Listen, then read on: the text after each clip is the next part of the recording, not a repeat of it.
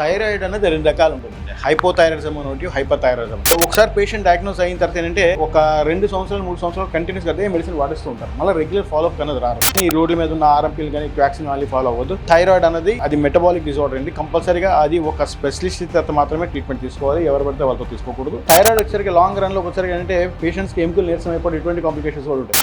ఇటీవల కాలంలో ఎక్కడ చూసినా సరే థైరాయిడ్ సమస్య అనేది ఒక ప్రధాన సమస్యగా ఉంది. చాలా వరకు ఇది పల్లెటూర్లు సిటీలనే కాకుండా చాలా ఒకరికి వయసుతో సంబంధం లేకుండా కూడా ఈ సమస్య అనేది కూడా తరచుగా కనిపిస్తుంది. అసలు థైరాయిడ్ సమస్య రావడానికి కారణం ఏంటి, ఇది ఎన్ని రకాలుగా ఉంటుంది, ఇది ఎటువంటి చికిత్సలు తీసుకోవాలి, ఇది ఏమైనా ఇబ్బంది పెట్టే వ్యాధి అనే దానికి సంబంధించి మనతో పాటు మాట్లాడడానికి ప్రముఖ వైద్యులు రామ్కుమార్ ఉన్నారు. సార్, థైరాయిడ్ సమస్య అనేది ఎన్ని రకాలుగా ఉంటుంది, ఇది ఏమైనా ఇబ్బంది పెట్టే సమస్య, ఇది ఎటువంటి నివారణ దీనికి తీసుకోవాలి చర్యలు?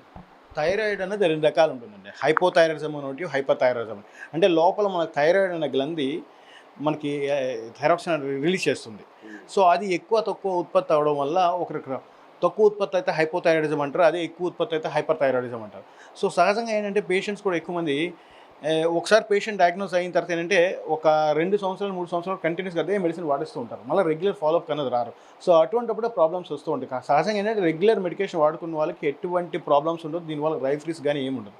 కాకపోతే ఏంటంటే ఒకసారి డోస్ చెక్ చేసిన తర్వాత ఒక రీడింగ్ ఉన్నప్పుడు ఒక స్పెసిఫిక్ పవర్ పెడతాం. అది ఒక 6 months 3 months అయిన తర్వాత మళ్ళీ చెకప్ చేసుకున్న తర్వాత రీడింగ్స్ ఏమైనా తగ్గినట్లు అనిపిస్తే, లెవెల్స్ తగ్గినట్టు అనిపిస్తే మనం డెఫినెట్లీ అక్కడ డోస్ తగ్గించడానికి అవకాశం ఉంటుంది. లేదా రీడింగ్ పవర్ అనేది పెరిగిందంటే అక్కడ మనం డోస్ పెంచడానికి అవకాశం ఉంటుంది, లెవెల్స్ పెరిగితే. సో అటువంటిప్పుడు కాకుండా చాలామంది ఏం చేస్తారంటే ఒకసారి థైరాయిడ్ అనేది డయాగ్నోస్ అయిన తర్వాత ఏంటంటే అలా కంటిన్యూస్గా మెడిసిన్స్ వాడేస్తారు. సో దానివల్ల వచ్చే పరిణామాలు ఏంటంటే ఈ గొంతు పొంగిపోవడం, ఈ నెక్ అది పొంగిపోవడం కానీ, లేదంటే థైరాయిడ్ గ్రంథి స్వెల్లింగ్ వచ్చేయడం, ఇటువంటి లక్షణాలు ఉంటాయి. సో దయచేసి ఏంటంటే మేము చెప్పేది ప్రతి ఒక్కరికి పేషెంట్స్కి, ఎవరైతే థైరాయిడ్ పేషెంట్స్ ఉన్నారో కనీసం 6 monthsకి ఒకసారి లేదంటే 9 monthsకి ఒకసారి అని రెగ్యులర్గా చెకప్ చేసుకుంటూ, ఎవరైతే మీ ఫ్యామిలీ డాక్టర్ ఉన్నారో కంపల్సరీ వెళ్ళి ఆయన ఇచ్చిన డోసెస్ ప్రకారంగా మీరు కంపల్సరీగా ఫాలో అవ్వండి. అంతేగాని ఈ రోడ్ల మీద ఉన్న ఆర్ఎంపీలు కానీ వ్యాక్సిన్ వాళ్ళు ఫాలో అవ్వద్దు. ఎందుకంటే థైరాయిడ్ అనేది అది మెటబాలిక్ డిజార్డర్ అండి. కంపల్సరీగా అది ఒక స్పెషలిస్ట్ తర్వాత మాత్రమే ట్రీట్మెంట్ తీసుకోవాలి. ఎవరు పడితే వాళ్ళతో తీసుకోకూడదు. సో తర్వాత ఇది నెగ్లెక్ట్ చేసేందుకు వెళ్తే తర్వాత వచ్చే పరిణామాలు కూడా ఉంటాయి. సో అవన్నీ నియంత్రించాలంటే కంపల్సరీగా ఒక స్పెషలిస్ట్ అండర్లోనే ట్రీట్మెంట్ తీసుకుంటే మంచిది. సరే, దీనివల్ల ఏమైనా ఇబ్బందులు ఏదైనా మనిషికి ఇబ్బంది పెట్టే వ్యాధి ఏంటి సార్?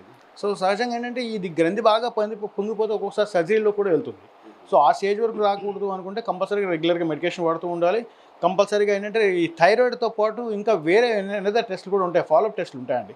సో థైరాయిడ్ వచ్చేసరికి లాంగ్ రన్లో వచ్చేసరికి ఏంటంటే పేషెంట్స్కి ఎముకలు నీరసం అయిపోయి ఇటువంటి కాంప్లికేషన్స్ కూడా ఉంటాయి. సో థైరాయిడ్ ఒకటే కాకుండా దాన్ని బ్యాలెన్స్ చేసుకుంటే మిగిలిన వచ్చిన కాంప్లికేషన్స్ కూడా రెగ్యులర్గా ఫాలోఅప్ చేసుకుంటూ వాటి తగ్గ ట్రీట్మెంట్ తీసుకుంటే హెల్తీగా ఉంటారు. సరే, ఎందుకు వస్తుంది ఏంటి థైరాయిడ్ సమస్య? ఈ మధ్యకాలంలో చాలా ఎక్కువగా కనిపిస్తుంది. కారణాలు ఏంటి? అంటే థైరాయిడ్ అన్న దీన్ని వ్యాధి అనకూడదు, ఇది హార్మోనల్ ఇంబ్యాలెన్స్మెంట్ ఇది. సో యూజువల్గానే మనకు కావాల్సిన హార్మోన్ ఎక్కువ తక్కువ ఉత్పత్తుల్లో ప్రొడ్యూస్ అవ్వడం వల్ల వచ్చిన ఇది మెటబాలిక్ చేంజెస్ అంటారు. సో దీని వ్యాధి అనే కనుకంటే మెటబాలిక్ డిజార్డర్ అనుకోవడం బెటర్. సో దీని మెడికేషన్ దీనికి హెరిడిటీ పరంగా వస్తుంది, కొంత స్ట్రెస్ వల్ల ఇంపాక్ట్ కూడా ఉంటుంది, ఈ లైఫ్ స్టైల్ వల్ల కూడా కొంతవరకు ఇంపాక్ట్ ఉంటుంది. సో ఇవన్నీ రెగ్యులర్గా జాగ్రత్తగా చూసుకుంటే మాత్రం తప్పకుండా మనకి హెల్తీగా. మహిళలకి ఎక్కువ కనిపిస్తుంది, వారికి ఎటువంటి సమస్యలు వస్తాయి ఇది రావడం వల్ల? సో మహిళలకే అని కాదు, ఎవరికైనా రావచ్చు. కాకపోతే అంటే అదే లేడీస్కి వచ్చేసరికి ఏంటంటే కొంచెం కాంప్లికేషన్ అంటే మ్యారేజ్ అయిన తర్వాత ప్రెగ్నెన్సీ అటువంటి కొంచెం కొంత ఇంపాక్ట్ అనేది అక్కడ కనిపిస్తుంది డెలివరీ ప్రెగ్నెన్సీ కోసం. సో అంతగానే మేజర్ ఎఫెక్ట్ అయితే ఏమి ఉండదు. తర్వాత ఒబెసిటీ ఒకటి, లేదంటే సన్నబడిపోవడం కానీ, హైపోథైరాయిడిజం అంటే ఒక్కొక్క వ్యాధికి ఒక్కొక్క లక్షణాలు ఉంటాయి. అదే హైపోథైరాయిడిజం అనుకునేసరికి ఏంటంటే వెయిట్ గెయిన్ అయిపోతారు. అదే హైపర్థైరాయిడిజం అనేసరికి సన్నబడిపోతూ ఉంటారు. సో ఒక్కొక్క వ్యాధికి ఒక్కొక్క దానికి ఒక్కొక్క లక్షణాలు. ఎలా గుర్తిస్తారు? ఇటువైపు రాకుండా ఉండాలంటే ఎటువంటి జాగ్రత్తలు తీసుకోవాలి?